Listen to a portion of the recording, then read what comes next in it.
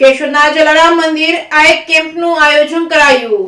જલારામ મંદિરના ટ્રસ્ટી દિનેશભાઈ કાનાબાના જણાવ્યા મુજબ કેશોદના જલારામ મંદિર ખાતે છેલ્લા 12 વર્ષથી યોજાતા નિઃશુલ્ક નેત્ર નિદાન કેમ્પમાં અત્યાર સુધીમાં 306 જેટલા કેમ્પ યોજવામાં આવ્યા હતા, જેમાં લગભગ 21,444 મોતિયાના દર્દીઓના free operation Rajkot Ranchhoddas hospital ખાતે કરવામાં આવ્યા હતા, જેથી લોકોને લાખો રૂપિયાની રાહત થયેલ છે। જલારામ મંદિર પહેલા અને ત્રીજા રવિવારે વર્ષોથી રણછોડદાસ આશ્રમ ટ્રસ્ટ રાજકોટના સહયોગથી નેત્ર નિદાન કેમ્પ રાખવામાં આવે છે। આજ રોજ યોજેલા મેગા કેમ્પની શરૂઆત કેમ્પના ભોજનના દાતા વિલાસબેન પોપટ, રણછોડદાસ કારિયા, ડોક્ટર પ્રવીણ ગજેરા તેમજ દક્ષાબેન તેમજ ભૂમિબેન વણપરિયા, ડોક્ટર સ્નેહલ તન્ના, દિનેશભાઈ કાનાબા, રમેશભાઈ તેમજ ડોક્ટર પારિતોષ પટેલ તેમજ હેમંતભાઈ ગેરવા, હરીશભાઈ રામ વગેરે મહેમાનો દ્વારા દીપ પ્રાગટ્ય કરી કેમ્પને ખુલ્લો મૂકવામાં આવ્યો હતો। આ નેત્ર નિદાન કેમ્પમાં 300 જેટલા દર્દીઓને ડોક્ટર પારિતોષ પટેલ દ્વારા તપાસી 124 દર્દીઓને ઓપરેશન માટે રાજકોટ રણછોડદાસ હોસ્પિટલ ખાતે મોકલવામાં આવ્યા હતા। ડોક્ટર ભૂમિ વણપરિયાએ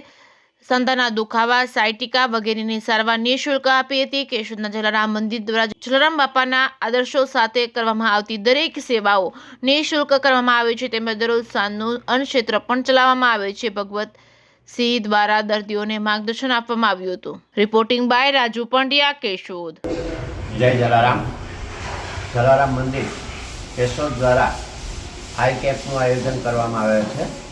પહેલા અને ત્રીજા રવિવારે આઈ કેમ્પનું આયોજન થઈ રહ્યું છે, જેની અંદર આજરોજ યોજાયેલ કેમ્પની અંદર લગભગ 300 જેટલા દર્દીઓએ ભાગ લીધો હતો, જેમાંથી 124 દર્દીઓને ઓપરેશન માટે રણછોડદાસજી આશ્રમ રાજકોટની અંદર મોકલવામાં આવેલા છે। અત્યાર સુધીની અંદર લગભગ 306 જેટલા કેમ્પ કરી અને 21,444 દર્દીઓને એક નવી દ્રષ્ટિ આપવામાં આવેલી છે। અને આ રીતે અમને જુદા જુદા દાતાઓ દ્વારા, ભોજનદાતાઓ દ્વારા આની અંદર અમને સહકાર મળતો હોય છે। આજરોજ લંડનવાળા